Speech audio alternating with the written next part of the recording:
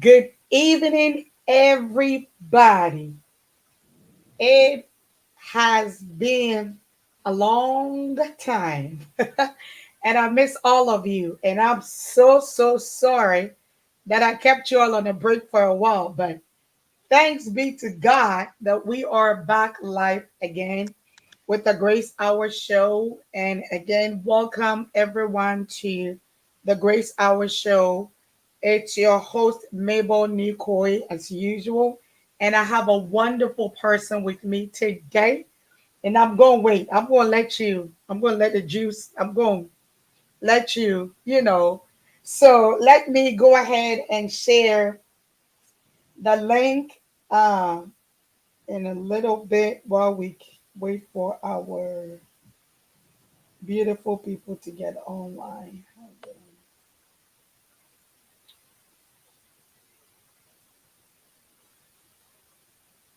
I promise you, you're going to be blessed today.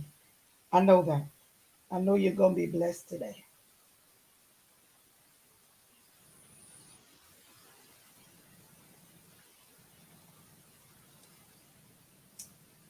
Okay.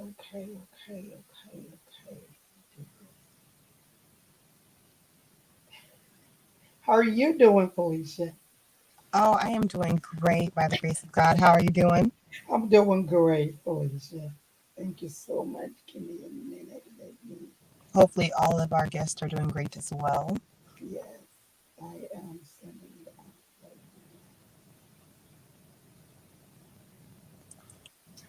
that. I've been keeping them waiting for a while. I haven't been with them, so uh, okay. All right. Oh Lord, one more person, because she's gonna fight with me if I don't send this to her. She gonna fight me. I better send this to her.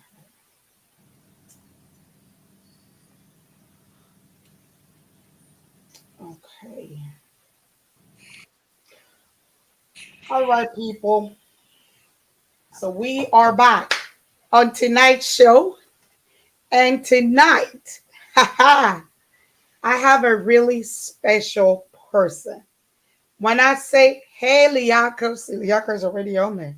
So when I say this person is special to me, she is special. She's special because she's precious. And I have with me tonight Miss Felicia Boyefio. And you want to know who Miss Boyefio is? I guess if you hear the name Boyefio, you know where the boyfriend is coming from. Huh? So Miss Felicia Boyefio is a daughter to our own Papa, Pastor and Suwade Boyfield, Holy Ghost Assemblies International, where we worship and where we have had opportunity to be part of the blessing. And so this testimony that is actually about to be shared, I can personally testify. Like this is not a cooked up story. This is not something that somebody is telling that we don't know. This is real, tangible testimony. And I will give Felicia the opportunity to introduce herself. Miss Felicia, go ahead. Hi, thank you, Mabel, for the slight introduction. Um, my name is Felicia Boyefio. I am daughter to Pastor Answati Boyefio, home of Holy Grounds Assembly International, Dallas. We do have an Oklahoma and a Ghana branch. And I am also known as head coach Felicia Boyefio. I am a head coach of track and field at Seagoville High School, which is a school in Dallas. So I teach biology. Uh, it was my major in college, and I also am the coach of the track and field team there. Well, thank you, Miss Felicia. Thank you for that awesome introduction to yourself again. And tonight, I just want to say something. If you are believing God for a miracle, if you are believing God for a life changing time, I want you to buckle your seat. I want you to have faith. I want you to have confidence. I want you to believe and trust. Because by the time we're done tonight, I know somebody's life will change. Your life will never be the same.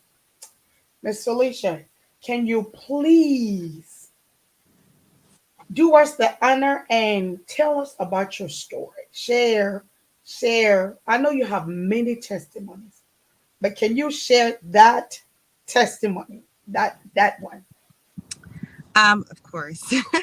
So I went to high school in Wiley, a small city of Wiley, close to Plano and Allen. And while I was there, I was running track and field, and I received a scholarship to go and run track and field at Texas A&M Commerce, formerly known as East Texas State University.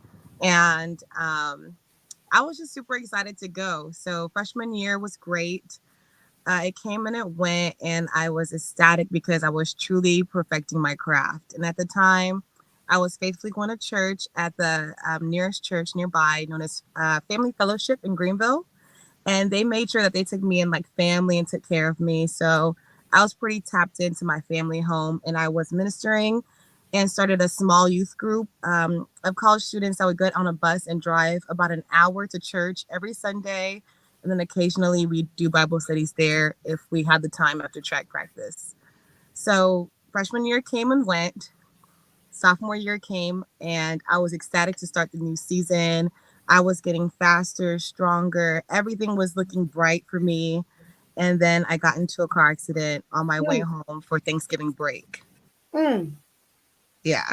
mm. So the car accident, to me, I didn't think it was that bad because I knew I had a friend in the car and they were able to get out of the car. But whenever it came my turn to get out of the car, I couldn't get out. The door was jammed. And my arm was in pain, but I used my arm to unbuckle myself. And then I went, and my phone had like flown off at the media console and fell down. So then I picked up my phone and I was trying to call my parents, and I noticed that something was bleeding. There was just blood dripping on my phone. So then I started to kind of panic, and so I called my mother first, First Lady Esther Boyefio. She is my saving grace. She is my calm person. So if I think that I have calm news, I call my mom first. So I Wow. called my mom and I was like, "Mom, I was just in a car accident. I'm off of FM6, which is in Josephine, and I don't know what's going on. I can't get out of my car. I'm scared my car's gonna catch on fire." And I'm saying it very calm. So I know that she started to panic. In the midst of that, I was like, "Oh no, I need to call my dad too." So then I was like, "Okay, mom, I'm gonna call you back. I'm trying to get something figured out." And I hung up on her. And then I called my dad and I was like, "Hey dad, I just got in a car accident. I'm on FM6. I don't know what's going on. My arm's tingling. Everything hurts. I'm stuck in my car. I think my car's gonna catch on fire." And then my Oh dad my was like, "Don't call your mom. She's gonna freak out." But at the time, I was like, I probably should mention that I've already called my mom. So my mom, I assume, dropped everything. They all have my location. So they start driving towards me. At this moment, I realized, oh no, my arm's not moving anymore. I think I'm paralyzed. So now everything is escalating. My adrenaline is rushing. And I was like, okay, I need to call 911. So I call 911. I'm like, Felicia, hold it there. Hold on one second. I want to get this story straight. So welcome, Sherry. Liaka said yes, Felicia. And welcome, Mama Esther. So mommy is online. We love you too. So Felicia, listen. So you said when you got the wreck, your friend got out of the car yes. and your side was stuck. You had a hard time getting out of the car. Mm-hmm. But you were able to call your mom and then call your dad. Mm-hmm. And then after what? Then what happened next? So after I called my mom and my dad, I realized that my arm was tingling. It had like a funny tingling sensation to where I was trying to like move my hand, but I couldn't. And this was the same hand that I just used to call them on my phone. Wow. So now Wow. I placed my arm in my lap and I'm like, oh my God, my arm is hurting. So I was like, I need to call 911. There's still blood dripping. I don't know where the blood is coming from. The guy who was next to me, my friend from high school, I was taking him home. He was in adrenaline, so he left to go catch his hat. He was like, my hat flew out of the car. I need to get my hat. And then so he got out of the car. So when he came back, he's like, oh my God, oh my God. And I'm like, what? He's like, you're bleeding. And I was like, okay. call 911 on your phone too. So I'm on the phone 911 and they keep asking me, what's your name? How old are you? When's your birthday? Where are you going? And I'm saying them the same thing over and over and over again. I was like, I'm going home. I live in Wiley. I was on FM6. It's the last thing I saw was FM6. And I am stuck in a tree. My door will not open and my arm is hurting. My head's bleeding. I don't know where. So they start sending ambulances towards where I was at. And luckily for me, a family on the other side also saw it happen. So they called 911 as well. So the ambulance get there. And at this point, I'm kind of going in and out of consciousness. My face had hit the steering wheel because it was a pretty high impact crash. It's like my body kind of jilted over and then I hit the steering wheel. So my nose was swollen up. My mouth was swelling. And when they got to me, they didn't really say much to me. Someone hopped in the back seat and was asking me questions. And then he gave me a shot and he was like, yep, your arm's broken. And I was like, what do you mean? He's like, your arm's broken. I'm going to give you a shot. You probably won't feel it. And I was like, okay. So now I'm starting to panic. And then the other dude was like, we can't get the door open. We need to cut her out of the car. Jesus. So they start, the fire truck comes. They have this giant clamp and they start trying to break me out of the front of the car. They tried the side door. The side door wasn't opening much. So they had to start cracking open the glass in the front and then actually cut the sides of my car to get me out of the car. So once they got me out of the car, they again didn't tell me my condition. They said that it was just my head that was bleeding, my nose was bleeding, my nose was broken, and that my arm was broken. Wow. But since I have been studying medicine, he was like, does anything else hurt? And I was telling him, my sides, my hips hurt. And he's like, okay. He's like, what about your neck? And I was like, no, my neck doesn't hurt too bad, but my head, I have a headache. I'm tired. I want to go to sleep. And they're like, no, you can't sleep. And then the next thing I remember, I was waking up in an ambulance. So I guess I had fallen asleep. They woke me up. I was in the ambulance. I was already strapped up. And I took my phone and I took a selfie of myself so I could see what I looked like. Because I still didn't know what I looked like. So when I saw the picture, I started crying. I was like, oh my God, my face, my nose was broken. My mouth was swollen. My bottom teeth had shifted because my jaw hit the steering wheel. The bags had been deployed, so I smelled like smoke and I had smoke in my eyes. And I was miserable. I was like crying. They put me in a neck brace. They put me through all this stuff and I was like, oh my God, what's happening? Wow. So we get to the hospital and my mom's there, my dad's there, Pastor Quincy's there. And the first thing Pastor Quincy does is he starts looking at my face and looking at my neck because he's a dentist. So with that, they study the mouth and the head. So he was making sure that I didn't have any trauma to my neck or I didn't have any like problems with my mouth anywhere attached to this. And he's like, you're fine. Um, and then we went to see the doctor and the doctor gave me emergency surgery. He was like, you know what? Looking through her scans, she broke both her hips, she broke Are her you arm, serious? and she broke her nose. Yes. So after You they did the broke both x-ray, hips? they found out that I broke both hips. So he was like, we're going to have to do surgery on her, but I'm not sure if I want to do surgery on her hips. And then he was like, I believe in God, so I think we need to pray, and then we'll do another scan, and we'll see what we need to do, work on. So Pastor Quincy, my dad, and the doctor pray. And then I was still kind of going in and out of sleep. Well, he told me, he's like, you know what? We're only going to do surgery on her arm because we believe her hips are going to heal if we just put her in a wheelchair and bind her. Wow. So they waited for a while because another person got in a car accident at the same place that I got in a car accident in a few hours later. And they needed emergency surgery worse than I did. So they did that person first, leaving from my college, going home the same direction. And then they came back and did my surgery. And he put a rod in my arm because my arm was shattered and split in two places. So he went in and he put a rod and some screws in my arm. And then I remember waking up from surgery and everyone was just in my face. Like first was my dad and my dad was like, what do you want to eat? And I was like, ow, everything hurts. He's like, Whataburger? And I was like, okay. So he went and got me some Whataburger and I couldn't eat anything. I threw it all up. My mom would come and stay with me because I was in recovery for a few nights. And I was so uncomfortable. And I was like, Mom, I'm just so itchy. and she would like go to scratch me and find glass in me. So she'd be pulling out glass and screws. There's a screwdriver in my hair. There was glass in my face. Like I still have some scarring, but it's gone down a bit. Um, but I had glass in my nose, glass in my face, screws in my hair, glass in my back.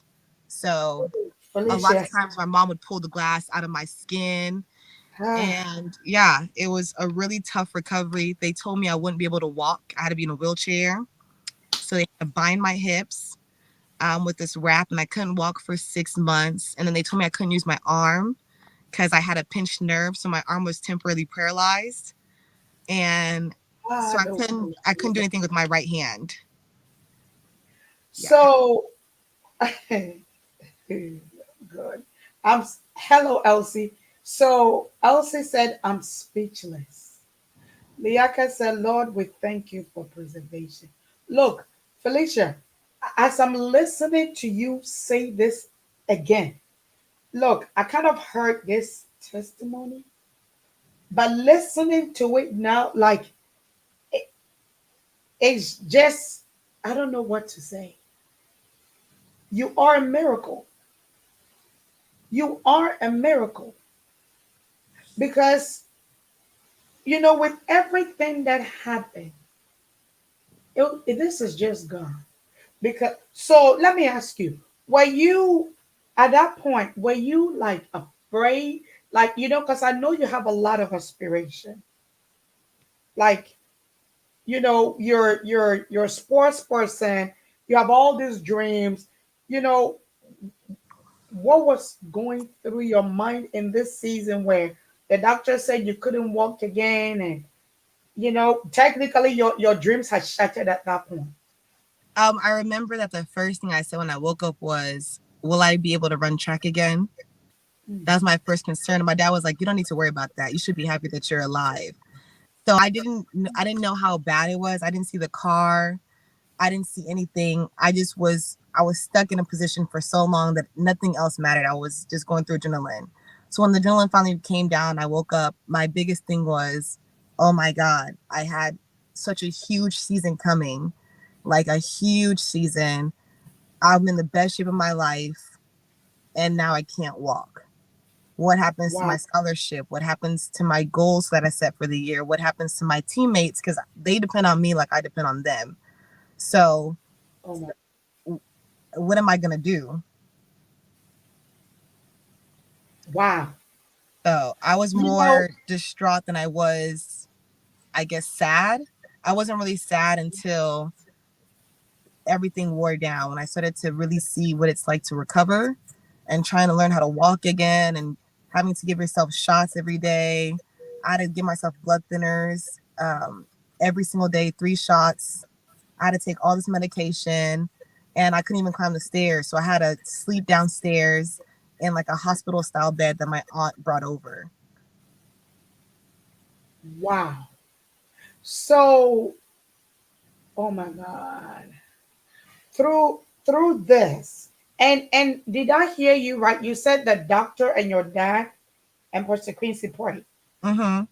So the doctor in the hospital even knew that there was a superpower that was more than medicine. Mm-hmm. Wow. And when you went home, tell me, what did you have a support system? Did you, through Yes. So my dad unfortunately couldn't give me the shots every single day because he said that it hurt him. Like, imagine having to give your daughter a shot every day in the hip. Like, there's nothing more you can do because, that's what you have to do. That's just the that's just the protocol at the moment. Like my mom would stay with me. Yeah, that's my dad. My mom would stay with me, and since my dad couldn't give me the shot for a while, my mom gave me the shot, and my mom would take me to physical therapy because my arm was stuck in a 90-degree angle. So they had to like get my range of motion back. So that means a lot of physical therapy where they try to get my arm to drop. We're working on even getting my hands to squeeze. And like, for a mom, that's a lot to go through. So she did everything she could. She would help me to the point where I was learning to give myself a shot because she had to go back to work. So I would have to use one hand to squeeze my skin, put the needle in the other hand, and then start pushing my arm down to squeeze the shot into my stomach. So they were pretty good about being support systems. My friends from college, we were on Thanksgiving break. So a lot of them would come and see me in the hospital. A lot of them would call me all the time to make sure that I was okay. I know that a few of the church members did come and see me in the hospital. My coach and my athletic director came and saw me in the hospital. So it was my support system, I think, was key to my recovery because they weren't like terrified. They were all kind of like, okay, it's going to be okay. What's next? Wow. You know, just listening to you, it just brings this song back to my mind. Like, you do my blowing thing, amazing God. Lord, you do mind blowing things, amazing God, amazing God. You know, sometimes you just don't have any expression. Amazing God. Lord, you do mind blowing things. Amazing God. You do mind blowing things. Amazing God. You come through. I can only imagine, like, if God hadn't come through for us, Lord, you do mind blowing things. Amazing God, you do mind blowing things. You are an amazing God. So, you know, Sherry said, they that know their God. Oh my God. And Sherry, that's all you can say. I don't think there's anything else you can say. Like, you know, and mom is saying, yes, God is amazing. Liata said, mind blowing indeed. An amazing God he is. It is so amazing. Felicia, you know, I personally saw you when you had the accident, when you had the wreck. As I remember, we we saw you. I saw you walk, and you know when I saw you at the moment, in my mind, I'm like, oh my God, is that Felicia?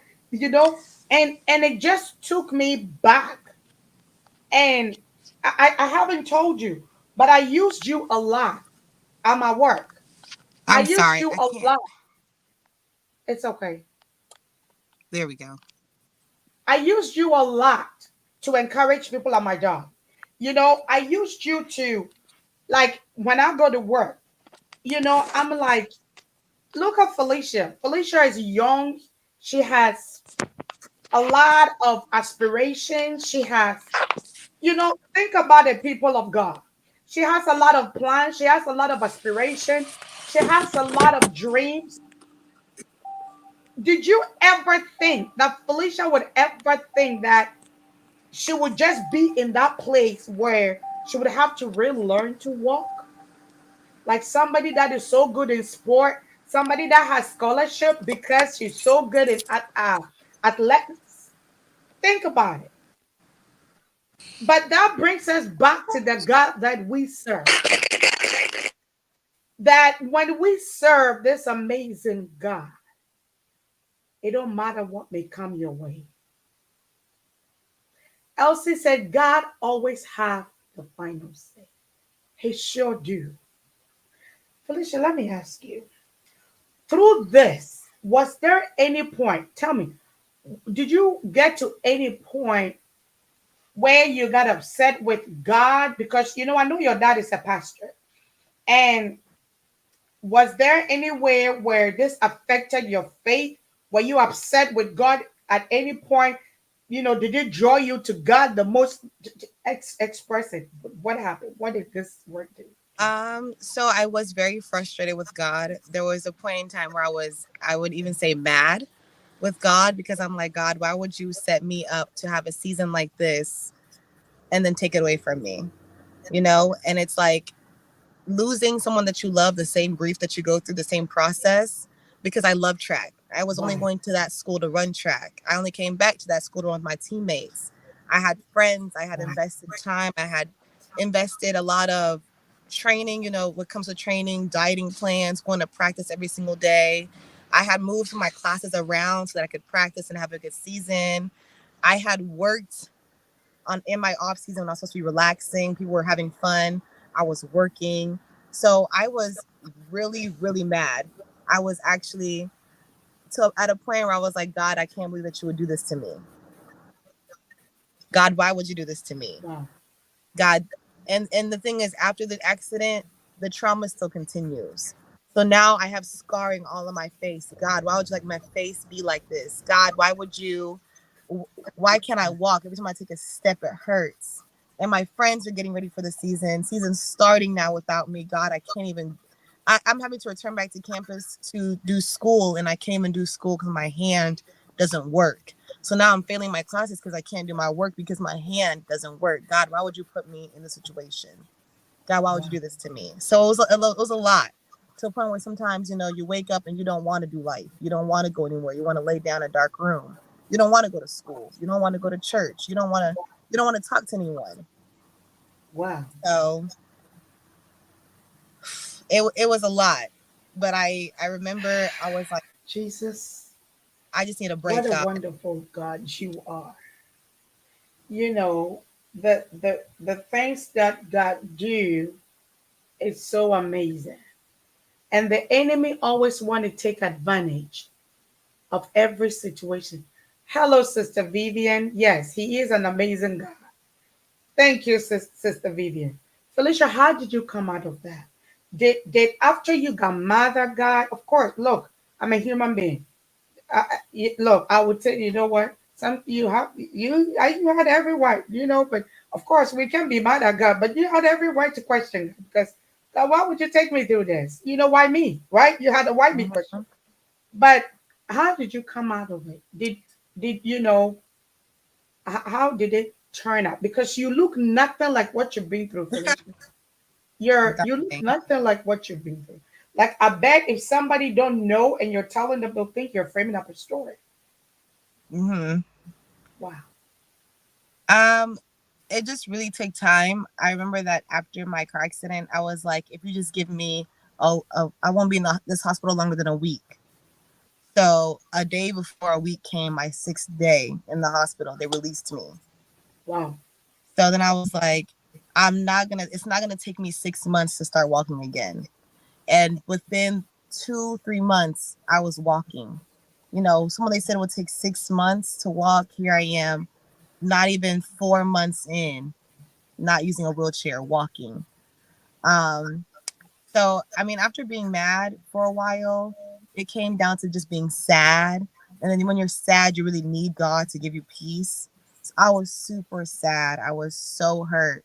And then I was like, God, just give me the peace. Like, if I can't have track, give me something else. Show me, because obviously this was distracting me. Show me what my purpose is. If you don't want me to run forever, point me into something else. Mm. So then I kind of came peace to the situation, because from there I can't go back and change it. I now have to build from what I have. So once my skin started to clear up and I started to be able to walk more, and my friends really helped me. Like, they take me to yoga, and one day we noticed, oh my God, my hand's working. Like, I did something and I was like, oh my God, my hand's working. Then I had to call my mom, my hand's working. Like, Oh, so I was joyous then. I was like, okay, this is not a forever situation. Some people didn't make it through this. The girl who got in an accident after me, she didn't make it. She come died. on, I come made on, it. So come I on. was thankful after I got through grieving. But everyone grieves differently. For me, that's just the steps I had to take to overcome it. Wow, wow. Elsa said, God knows the plans He has for you, which is always the best. He will turn every bad situation for our good. I believe that's Sister Elsie. But let me take you back to where you said that Liaka said she's proud of you, Felicia. So Let me take you back to where you said, did you say they told you you couldn't walk again? They told me I was going to be in a wheelchair for at least 6 months and that I would have to learn to walk again because both of my hips were broken. And they were broken in different parts. So on the right hip, I believe it was like towards the bottom of my hip where my um, actual ball and socket joint are. And then on the other hip was towards the very top of the hip that was cracked. So I had to be binded. I was supposed to sit down, be in a wheelchair, lay down. I was basically on bed rest for 6 months. And I was like, no, I can't. I can't be on bed rest. This is boring. It's itchy.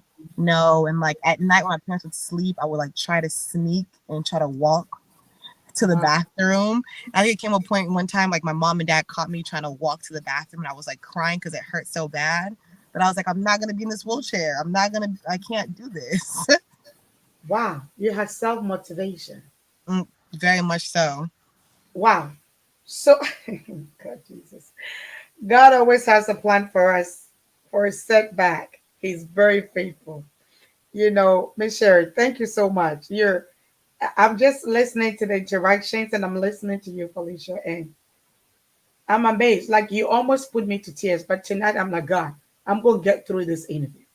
I'm going to get through this interview. But, you know, I almost got into tears because I'm listening to you talk and you have so much passion about your sports that you are doing. You have so much dream.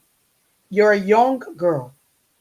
You have future plans. And it looks like you are looking at everything crashing in front of you in a day. And you went through a period where you got upset with God and you were frustrated because why you? Why not somebody else? And especially, I'm pretty sure so I'm the pastor's daughter. Why me? But you went through all these phases.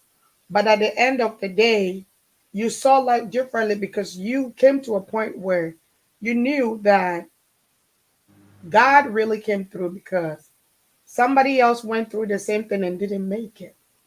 But you made it. So at that point, let me ask you, Felicia, when you got to that point of contention, like when you were content with what God had done for you, did you also get to that point where you started asking yourself the opposite question where, God, why did you spare my life? Did you ever get to that point? Yeah, so my pastor that was at our school, I went back to church and he did a sermon and he had said something like, instead of asking God, why me, ask God, try me. So he Wow. said it and it always stuck with me because I was like, you know what, maybe I'm looking at this wrong. Maybe I'm feeling sorry for myself. And I'm very big on you don't need to feel sorry for yourself because everyone has a struggle. You're not special. Everybody has a struggle. That's the common baseline. Is that everyone's gonna die, everyone's gonna be raised and be born, everyone's gonna die, but you get a life to live. So instead of asking God, why did you put me through this? Ask God, what did you want me to learn from this? Maybe I was obsessing and making track my idol. Maybe it needs to be removed out of my way so I can see something else, so I could do something else. So I realized that someone needed to hear my testimony to have faith in God again. And that maybe was the reason why I went through this because people see me as, the princess, daddy's little angel, people see me as untouchable. But when in reality, I'm always touched, like I'm always going through something. Wow. But this was like a major thing that someone needed to see so that they could believe again. Wow. So that was just kind of like my realization that moment. And I was like, you know what? I need to find other ways to turn my passion or figure out what else my passion is or how else I can help others because realistically my dream was to help. I've always been a helper. I wanted to do something to help. I was like, I'm going to go into surgery and do medicine because I want to help. But they tell you once you can't keep a stable hand, you can't really do surgery. So because I had broken my arm and I was paralyzed, medicine really isn't in the equation anymore. You can't do surgery with a shaking hand or with a hand that doesn't work, Man. you know? So it was like, okay, God, if maybe I don't need to do this, maybe you have other plans for me. Maybe I excel somewhere else. So just show me. Wow. Wow, Felicia, you're just making me dumbfounded tonight. Like, I like something you said.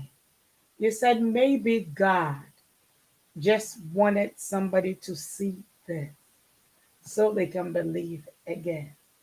Maybe just God wanted to see himself through you.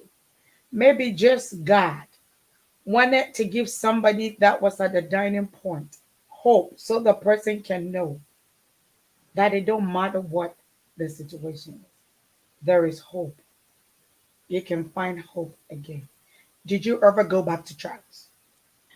So life actually did a funny 360. You know, God's funny. God's a humorous God. I say that all the time. I'm like, God is really funny. Like, if you look at all the things he does, like, you might like pray for something and he won't give it to you until like you finally are at the brink of it. So I'm like, oh, you're hilarious. You're funny. But I never went back to running it. I went back to actually coaching. So Wow. God took me through, and like, I was studying medicine, I was studying biology. Now I teach biology. I was running track. Now I'm a track coach. So, you know, it's like those who can't do really do teach. Like, this is so funny to me because why would you put me through all of this and now I'm coaching all these children to run track? I'm teaching them what I Wow. learned, you know? So I didn't get to go back to running, but I'm still very much involved in track and field. But you know what is, look, oh God, you just said something that hit me. You know what is so amazing about who this God that we serve is? So I'm going to say he took you out of running, but placed you in a position where you can influence and change and touch many lives. Mm-hmm. So, because you're running, it's a single person, but now you're embedding your skills into many, many, many more people. Mm-hmm. Look, people of God, is this God that we serve not so amazing? Elsie said you're a strong woman. She said God used us as a vessel. God used you as a vessel to encourage your generation and also to encourage us that He is still God. Glory be to His name. Look, Felicia, I know you're young. I know you have a lot of aspiration. You're still building your dreams. You're still achieving. Go up higher. We're proud of you. But what would be a word of encouragement? What would you say to somebody that is about to give up? Somebody that is going through depression. Somebody that maybe their situation might not be a car wreck. Maybe it's a diagnosis from a doctor. It could be marriage situation, finances, something. People are going through things. What would be your word of encouragement to people? I think it would be that it's not really over until it's over. Like, if you're still waking up, there's still a plan for you. And that I look at it as kind of like almost a Lazarus situation where Lazarus had to die. Like, you just have to let those old bones go. Maybe you're doing something, or maybe God wants you to see a greater picture. So you have to lay some things down, because it's not until those things are laid down that the bigger picture comes up, right? Lazarus had to literally die, but God said he's not done. He's not really dead. He's just resting. You know, you wait. You have to wait. Sometimes you just have to rest, because when you rest is whenever you get your ideas. When you're in the storm, is when things are being washed off of you. So my pastor was like, it's kind of like Jonah and the whale. People think of Jonah being in the whale as a problem, but maybe God made the whale swallow Jonah so he could be hidden from certain obstacles that could have destroyed him, you know? So instead of looking at everything as why me, why me, why me, or I feel so bad for myself, start speaking more life into yourself. It's okay to ask God, what are these things that you promised me? Because a lot of times I was like, God, you promised me a future. You promised me that I'd be able to be involved in track. So what are these things that you promised me? You can always go back and ask God for your promises. Don't think that because you don't see it, you need to start feeling sorry for yourself. Because when you feel sorry for yourself, you give up. Don't ever give up. Keep asking for what's yours. They're yours. They can't go anywhere. Wow. Wow. Be still and I know that I'm your God. Be still and know that I'm your God. Be still and know that I'm your God. This is a word from somebody. Whatever the situation is, be still and know that I'm your God. Be still and know that I'm your God.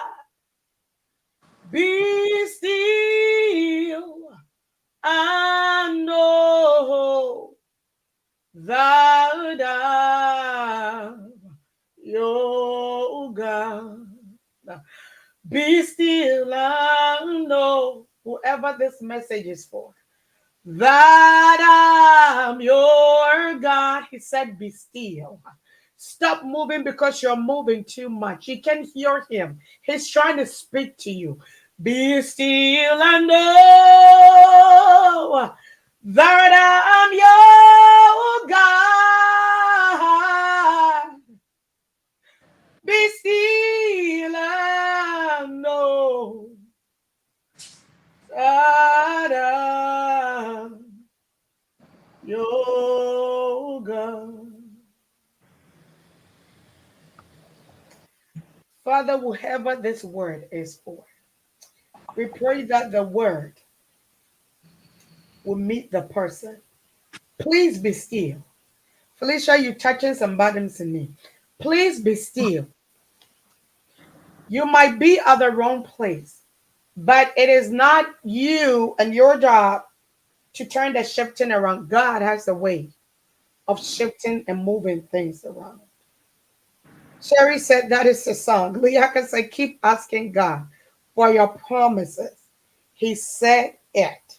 Yes, he did. And he will do it. Mommy said, powerful. Thank you, Lord. Amen. Look, tonight is just one of the nights that is supposed to give you a reflection, and it's supposed to give you a time and a moment where you go back to your closet and tell God that, it don't matter where I might have been. I might have been upset at you or with you. I might have been frustrated, but here I am back down on my knees because I know I have no other place to go than you, Lord. That is the moment. That is the place. That is the purpose of tonight. Tonight is supposed to take us back to our place of reflection, a place of thanksgiving, a place where we will come to a point with God and know that He is God. And Felicia, when you are with your friends, right?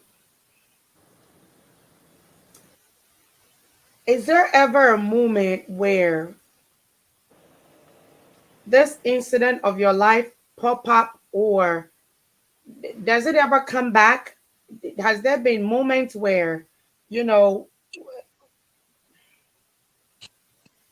So, my brother has some friends, and every time they see me, they'll be like, "I just can't believe that you're walking. I can't believe that you're alive." Or I'll have people who I don't really wear shirts that show my arms because I have a giant scar at the back of my arm. So sometimes I forget it's there, and then people will be like, "Oh my God, what's that scar?" And I'll be like, "Oh, it's in a car accident." "Oh my God, I remember it was so bad." And I'm like, "Yeah, it was bad." It's like, because every time you hear it, you relive it, and when you relive it, it just kind of takes you back to a place where you were helpless. So it's been a lot of learning how to relive it without feeling the pain of it and being joyous. Because at first, everyone's like, "I'm so happy you're alive. It's so good to see you." And you still feel bad for yourself. You still feel that hurt. But once you're healed over the hurt and you realize how amazing it is that you're still walking, you start to be like, "Yeah, I remember." Like, I've got one friend, he always sees me, he's like, I just can't believe you're walking. I remember when you were in a wheelchair and I had to push you around campus, and I just can't oh, believe your arms moving. I remember when we were in yoga and you couldn't do anything because your arm was stuck, and like you just sit in the corner and cry. Like, it's so good. Like, your face is so pretty. It's so good to see you without makeup. You don't even have any scarring. So that has it's always a reminder. My friends always bring it up. They have videos of me in the hospital eating ice when I wasn't supposed to, and they think it's so funny. Every birthday they show me here's Felicia in the hospital when the doctor told her not to eat, and she's eating ice. Wow. And Felicia, truthfully, you have nothing showing on your face though. Like you don't look anything like what you've been through. I'm telling you. Like Oh, you are a total makeover. Like God made you over. And you know what? Whatever scar that you have, I think is what makes you that walking miracle. mm-hmm. Because any and every time God reminds you of how faithful He is to you, how wonderful of a God, what covenant that He has with you, and what He's set to do with you. Felicia, I really, really, really cannot express how thankful, how grateful I am for you honoring my invitation and being on my show. I really, really, really appreciate. I know you're a very busy person. Trust me. When I told my sister-in-law Felicia is coming on the show, she's like, "Wow, that's a sacrifice for Felicia because Felicia is really busy. She's always making money." So Yeah, for yeah. you, for you to devote this time, I know you really had to take time out of your time. So I appreciate that. Thank you so much for honoring the invitation. I just want to say thank you to everyone that tuned in today. Auntie Esther, God richly bless you for such an amazing support. We know you're calm, Auntie Esther. We know you're calm. We know you're the one that calmed the waters. But we love Pastor anyway. Thank you, Pastor, for being our Papa. Pastor, we appreciate you. Thank you so much for all the prayers that you say, not just for your children, not just for your family, but for the whole church. This is a testimony. We all see it and we know that God is doing amazing things with you. Isabel said, powerful. God bless you. Thank you, Isabel. Elsie said, powerful testimony. It has truly been a night of awesomeness. It has truly been a night of a remembrance. It has been a night of reflection. It has been a rekindling of our faith. And we know that we have a covenant with Him and He has a covenant with us. And even when we break the covenant, He's not going to break His covenant because He's still God. Even when we're unfaithful, He still is faithful. Thank you for sharing your powerful testimony, Leah Cassette. But you all know that since we're back, we are back in full swing. So, lovely people, there's no more breaks, okay? I apologize for the long break, but God is up to something. God is working on me, okay? So, I'm back and I'm fully, fully, fully back. And thank God I'm back. And everyone that tuned in tonight, I love you. God bless you. Thank you for all your support towards GH Gospel Radio. Felicia, you want to say something to your dad and mom before I give the closing remarks? I wouldn't be here without them. So thanks for making me, and thanks for being my support. Mom, thanks for being so calm and checking on me all the time. My mom checks on me all the time. Oh, So I think she knows it's a burden. It's heavy on your heart all the time because it stays with you. But she's always checking on me, and I'm thankful for that because a lot of days I needed that checkup. I needed someone just to call me. So thanks, Mama Bear, for being Mama Bear. Thanks, Daddy O. I love you guys, and thank you for having me on the show, Mabel. It's so great to be here. thank you, Felicia. Thank you. Thank you. Well, thank you all tonight once again for tuning in. We are back next week with the Yerka said, we love you, mom and dad. And Auntie Esther said, thank you for, and also, thank you, mommy. I appreciate it. So, um, next week we're back with the Godly Women Show. So we're going to be back with Miss Isabel, Maggie, Miss Clara Botte, and the whole team is going to be back. Jacinta and myself, we're bringing you back some good stuff again. And um, once again, please subscribe to our YouTube channel if you haven't. And if you have already subscribed to our channel, can you please share with your family and friends so they can also subscribe so I can continue bringing you all these wonderful shows? And thank you to Tyra Chips for being a good support. Tara chips is the best chips you can have in town. Thank you so much to Exquisite Event. Exquisite is amazing. If you're looking for somebody to plan your event, look nowhere else. Come to Exquisite and you will have the best of experience. Thank you, thank you, thank you for joining GH Gospel Radio. We are so glad that you're here. And please subscribe to YouTube, follow us on Facebook, follow us on Instagram, and don't forget to say thank you every day that you wake up. Every day that you wake up, I want you to say thank you, Jesus. It's going to go a long way. I love you all. Good night. God richly bless you. Night.